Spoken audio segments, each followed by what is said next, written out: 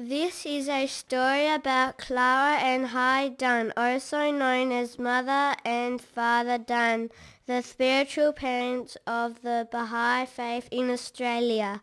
In 1919, Clara and Hyde Dunn heard of the Tablets of the Divine Plan by Abdu'l-Bahá, which are a series of letters in which he asked the Baha'is to teach the Baha'i Faith, to go to all countries of the world, to go to places where he could not go, even though on foot and in the utmost poverty, to promote the Baha'i teachings. The Dunns met Abdu'l-Bahá in San Francisco for a brief period of time, but he made an impact on both of them that lasted for the rest of their lives. Clara later recalled Abdu'l-Bahá's radiant smile, and the delicious taste of rice they ate that night remained vivid memories that Clara continued to share with others for nearly 50 years. Clara and Hyde Dunn did not have much money, and they were near retirement age, but they decided to go to Australia where no Baha'is lived. In the meantime, they rented a nice cottage in San Francisco so they could represent the Baha'i faith in the best manner. Clara decided that Hyde should go along to Australia to save money, so they sent a cable to Abdu'l-Bahá, and he said they should both go to support each other. They arrived in Sydney on the 10th of April 1920, travelling on the SS Sonoma. Hyde was 65 and Clara was 51 years old.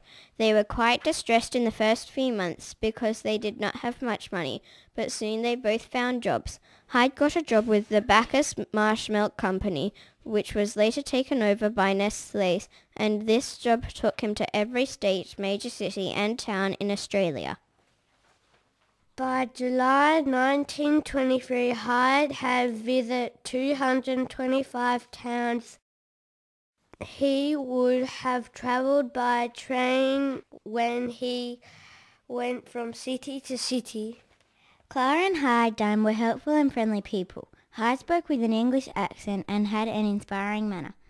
With a heart filled with the flame of the love of God, he once explained, we can stand on any platform, turn our faces to behold and deliver his message of glad tidings to all peoples, with conviction and power. Through his help that we will reach the hearts of the hearers and penetrate their understandings through the power of the Spirit.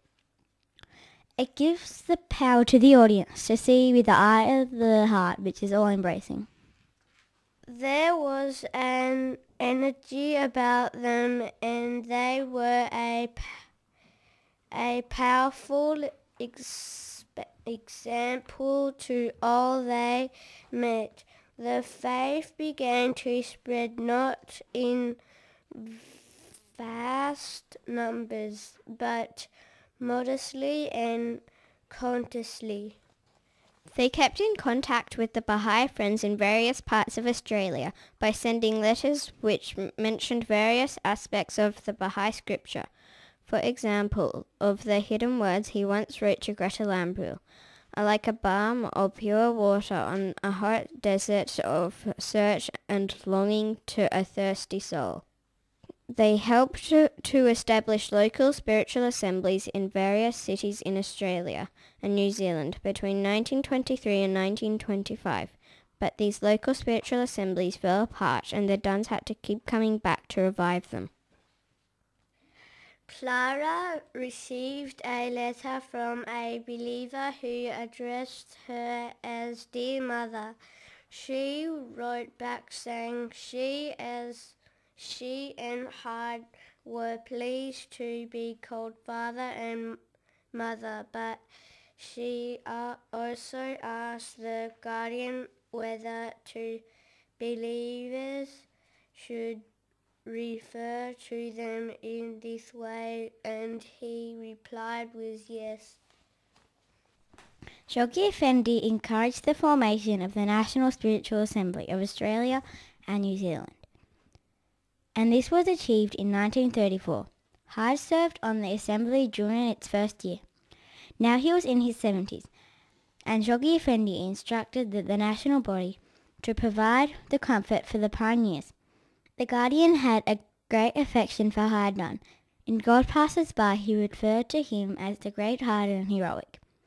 and he included the Dunns among the pioneers he wrote of in The Advent of the Divine Justice, who had won the eternal distinction of being the first to raise the call of Ya Baha'u'llah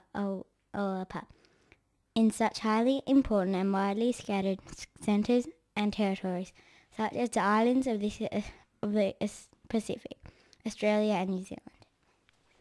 Bahai such as Greta Lamprey, Bertha Dobbins, Harold and Florence Fitzner, all of whom became Knights of Baha'u'llah in the World Crusade, were among those attracted to the cause of Baha'u'llah in the 1920s by Clara and Hyde Dunn. Hyde retired from work after 11 years of working with Nestle at nearly 80. He died on the 7th February 1941 at the age of 86 years old. Clara always said that Hyde was the better speaker of the faith, but after his passing the friends turned to her and fully expected her to speak like him.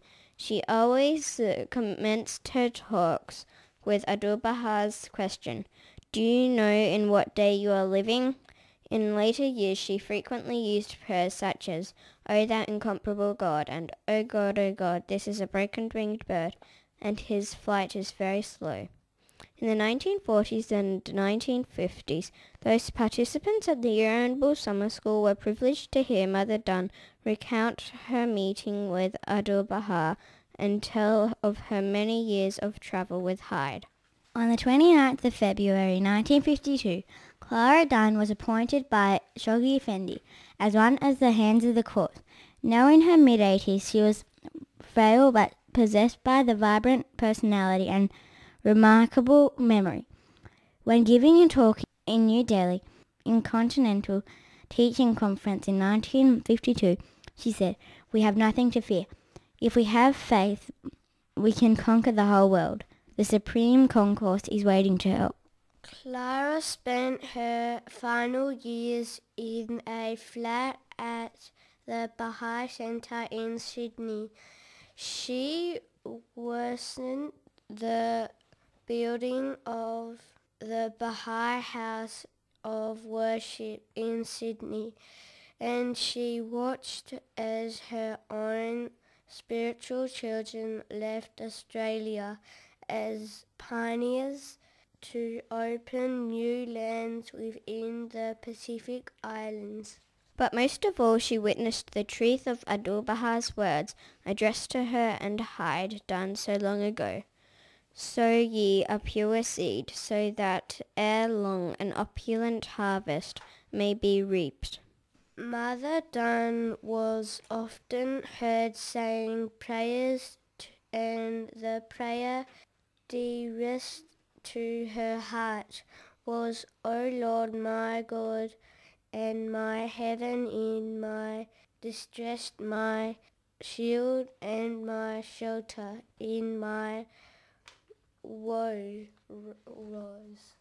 Clara Dunn passed away at the age of 92 on the 18th of November 1960 and was laid right beside her husband.